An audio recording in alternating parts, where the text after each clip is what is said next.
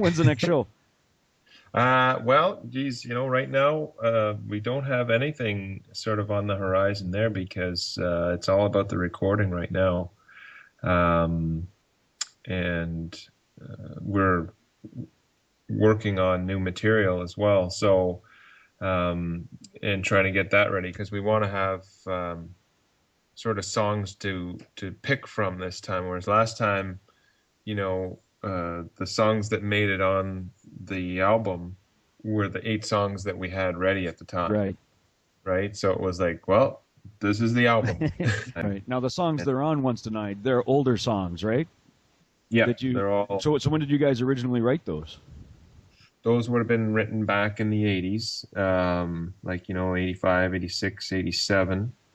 Definitely when the band was um, most prolific because it was just starting out, and so there was a lot of ideas and a lot of material, and then it was a lot more effort to shop things around back in those days because everything had to physically be done, whereas nowadays you could send your material off to 100 different people with a click of a button, right? Right.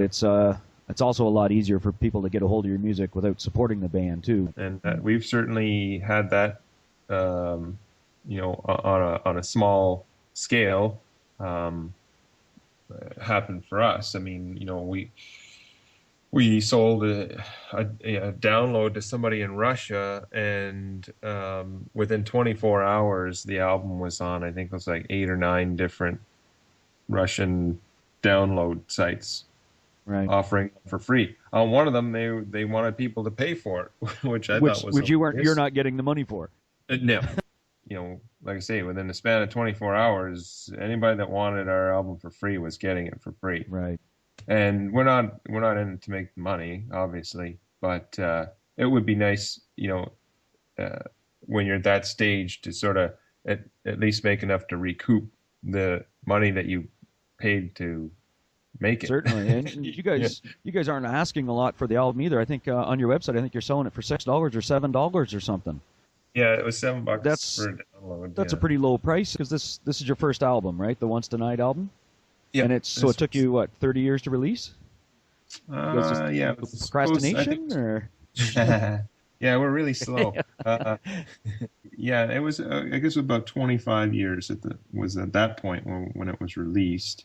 That was the thing. Back then, we had recorded uh, in decent studios and in expensive studios. But the problem there with us was it came down to money again, and it was the time, right? So we tried to spend the money and go to what were considered to be good studios in that day and age, but we didn't have the money to spend the time there that we needed to get the album to the level that we wanted it to be. Everything was always rushed. Where now, like with the album that we released, we were able to just do it the way we wanted to do it, and if something didn't sound right, we'd do it over again, and we had the luxury of that. and so you guys you're working on the second album now, Yes. and that's going to have again songs from the '80s, or is there going to be some new material on that, or a little mixture of Yeah. both, or It's gonna have a mixture of both. And the thing is, I mean, when people ask us about that, and they say, well, are a lot of these your old songs? And we'll say, well, yes, you know, some of them are, and obviously the first album they all were. But even with that, a lot of the arrangements were changed, a lot of the parts were changed, lyrics were changed, arrangements were changed. So they quite evolved a over time? yeah, and I mean the first album, probably 3/4 of the songs are still fairly true to their originals in terms of lyrical content and arrangements and so forth. But now we're getting to the point where we're definitely, we've altered songs dramatically. Some of them we've changed titles on because the lyrical content has changed more to reflect our current, values or belief systems, I guess. And the other stuff we just changed because we're better musicians. And when we got back together in 2011, we kind of started back out at the first step of the band in the 80s again, and picked up the earlier songs first because they were the easier songs, right? Because we had to relearn them. It would have been end of 90 was the last time we played together as a band. So what made you guys go on hiatus? What caused the breakup at that time? Well, I mean, the simple reason, that we sort of have been telling people is that we were just frustrated. It had been 6 years at that point that the band had been together, and we'd been smashing our heads against the wall, trying to secure some kind of album. The band had lots of almost things that happened in terms of labels that were sort of interested and then didn't pan out, and this was going to happen and that was going to happen, and we opened for a bunch of big bands, and it was all positive, and everybody that that saw us liked the material and they liked the band. The band was signed to a fairly large management company in Canada that was handling Helix at the time. Right. And that was the heyday for Helix. That's when they were charting in the U.S. and had all the videos on MTV. So that would have been probably around 87, something like that? Yeah, it was around that time frame.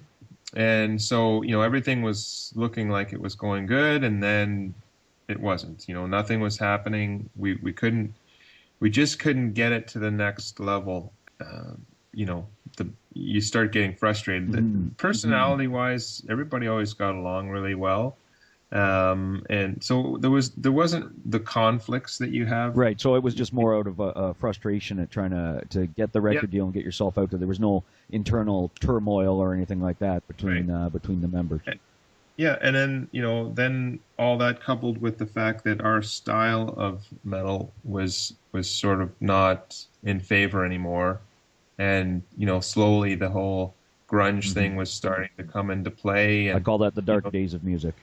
The big guys, the Megadeths and Metallicas and Anthraxes and so forth, were still able to, do well and tour and have these massive tours and sell all kinds of albums. But the labels weren't interested in bands that were like that or played in that genre anymore. They were looking for the next big thing, and that was the flannel shirts and the work boots and what I mean, that kind of stuff. And that we weren't ever the type of band that was going to compromise and change who we were to fit in with what was the flavor of the day. And so it wasn't a sense that we sat there like little spoiled kids and said, we didn't get a record deal, so we're quitting. It wasn't. It was kind of like a sort of a reality set in, and it's like the heyday for our music is fading fast right now. And at that point, who knew it was ever going to come back either? But so what brought everyone back together then? Because you guys you reconnected, I guess, in about 2011. Yep, in 2011, in the summer of 2011, Tony, and when 2011 came around, Tony said, "Would you be interested in playing bass if we got back together, just for fun?" So John and Tony and I met, and then our last drummer, Pete, he hadn't played drums in years and didn't have a drum kit anymore. So Tony is a music teacher, and at the school he teaches at, they obviously have drum teachers there, and so he had a couple people there that he was recruiting. Keeping in mind if this ever happened, and so we hooked up with the drummer, and that was Chad, who played on the album. And so we got together and one August Sunday afternoon in 2011 and played 3 songs, I think, and just sort of looked around at each other like, wow, that sounded a lot better than we thought it was going to. Like, that's interesting. So, and then it just carried on from there. Liked and missed. And the big thing for us was that we didn't have any good quality recordings of the songs. We had, old demos that they were, back in those days were all on tape, on cassettes.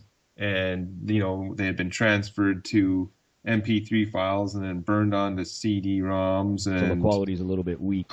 it's terrible. Yeah. It's just terrible. Like the sound quality, the original recording was bad enough, but then you'd go through all these other layers, and it was just terrible. So you'd tell people, yeah, I played in the band back in the '80s, and we had some moderate local success, and we almost did this and we almost did that, and be like, oh, I'd love to hear it. And then you play it, and they're like, yeah, not so good.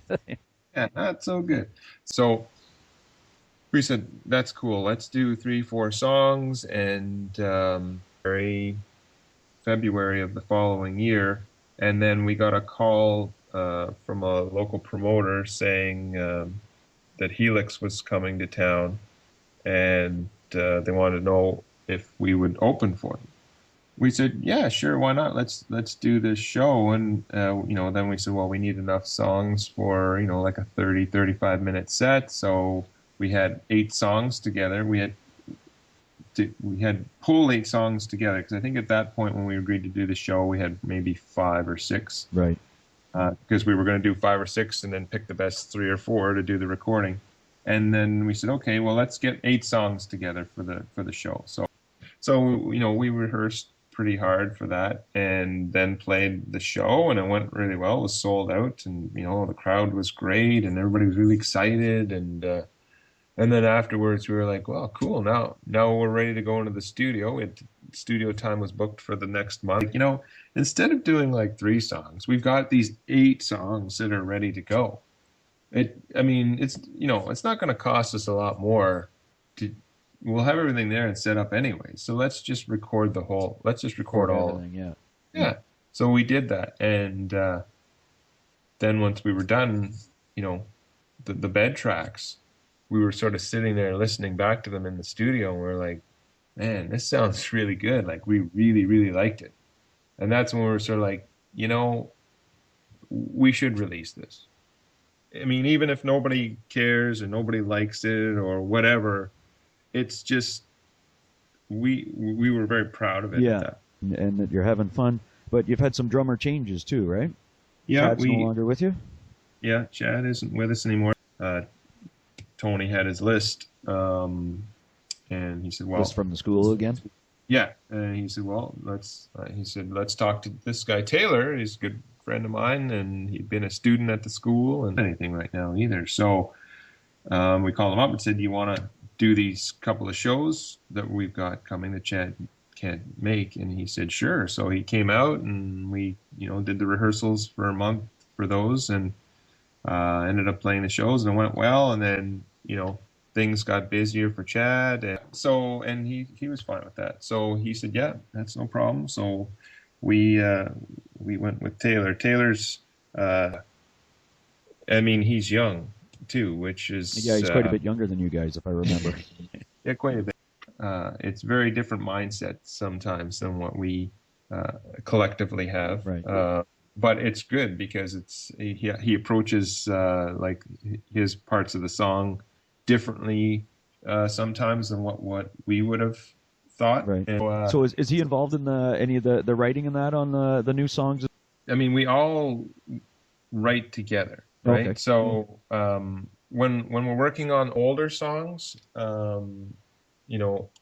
he has as much input as anybody else in terms of arrangement or what he wants to do for his part of the song. Right. That's cool too. So, we're very much a democracy, and we're very laid back guys. So what have you got to lose?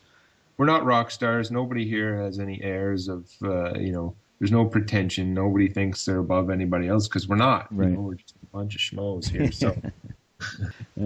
Well, last time I saw you guys, you were opening for Annihilator. Yeah. But you guys have a long history with Annihilator, right? You started out around the same time? Right. Yeah. So, we both started out in Ottawa, and, for a place that's as small as we are in terms of population and then metal scene, even back in the day, you look at what came out of Ottawa, in the 80s with like Exciter and Annihilator, and on a very, very small scale, us and a couple of other bands, I think that the local scene here can sort of hold its head high in that. But Jeff Waters, who was the main man behind Annihilator, started Annihilator right around the same time as Shock began, and so with it being such a small scene, I mean, you're always gonna everybody knows everybody. Everybody knows everybody, and all that sort of stuff. We were kind of like, of those of that era of new bands at that time. Exciter was sort of they were the big guys. So they were like the local gods really of metal, and then Annihilator and Shock were sort of like the upstarts, and then I think back in those days locally that Shock played everywhere locally, and Annihilator I think played like maybe one or two shows here, and then so we got all the opening slots for the big bands that came in through town, and sort of had a bit more prestige in that regard. Right. But then Jeff moved out to Vancouver, and things just took off for Annihilator out there. And he's done some amazing stuff, and managed to carve out a career for himself over all these years, and he's one of those guys, like, you just got to hand it to him. He's never himself. So yeah, it's good. Obviously, in the Ottawa metal scene, he won. Yeah. But so he's been. There was a little bit of competition between you guys back then. Of course, I think any bands or whatever playing the same sort of music in the same area, they're supportive, and we liked what they were doing, and they liked what we were doing, and all that. But I mean, of course, I think that there's always going to be a bit of competition. I mean, I guess obviously at this point we want to make sure that we talk about the fact that we do have a new album coming, and we know we have a network of people like yourself who like us and really like the first album and are anxious to hear the second album. Yes, very much. Which we didn't have the first time we released it. So we're already ahead of the game, right? Steps. Yeah, 20 steps ahead of what we were the last time. And you know what? So, if you guys are having fun and enjoying it, then it can't be bad, right? Courage and the bleeding,